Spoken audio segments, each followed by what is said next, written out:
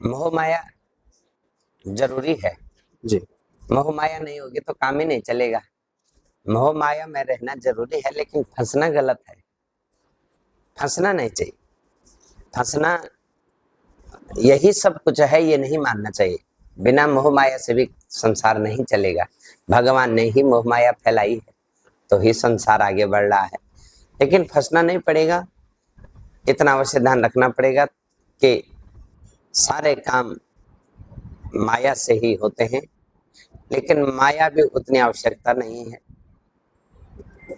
अपने कार्यों पे भी ध्यान मनुष्यों को देना ही चाहिए। माने संसार के काम भी करते रहना चाहिए। आध्यात्म एक रूटीन में होना चाहिए। जिस प्रकार से हम खाते हैं, पीते हैं, सोते हैं, उसी प्रकार एक रूटीन में भगवान की चर्चा भी होती रहनी चाहिए डेली की। तो रूटीन में रहेगा तो ठीक है सब। कुछ भी हो, लेकिन थोड़ा बहुत भगवान का ध्यान करना ही चाहिए। डेली का रूटीन में रहना चाहिए। 1 घंटा भगवान को डेली देना चाहिए, सुबह 1 घंटा शाम को। 24 घंटे में से 12 घंटे सोने के हो गए, 6 घंटे अपने के हैं, तो 6 में से 2 घंटे तो अपने को भगवान को देना ही चाहिए।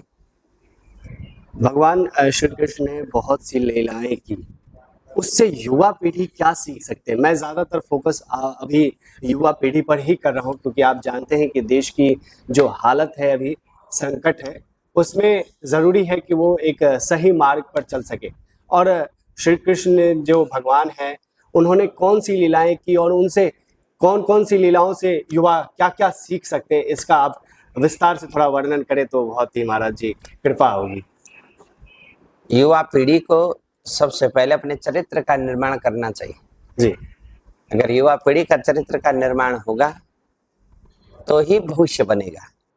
आज का भविष्य, आज का वर्तमान, कल का भविष्य है।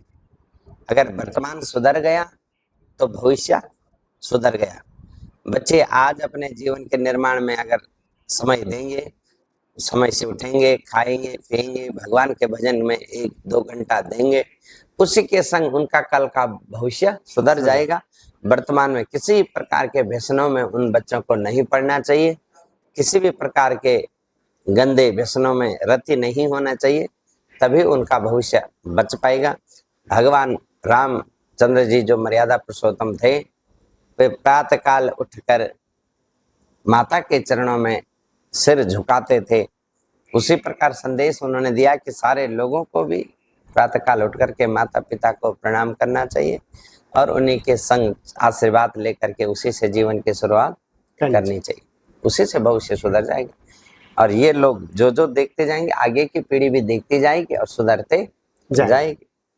महाराज जी, अक्सर प्रवचन में जो भक्ति,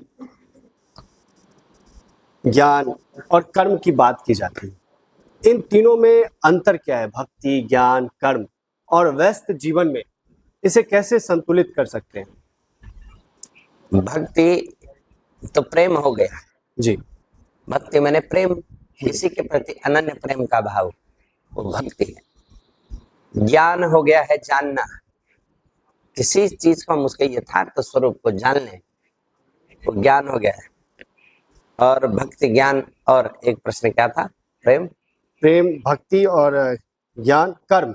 कर्म। जी महाराज। कर्म तो सबसे बड़ा साधन है।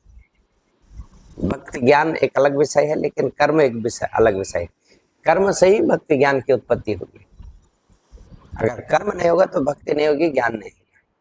सबसे बड़ी चीज तो कर्म है, और मनुष्य कर्म करना ही चाहिए।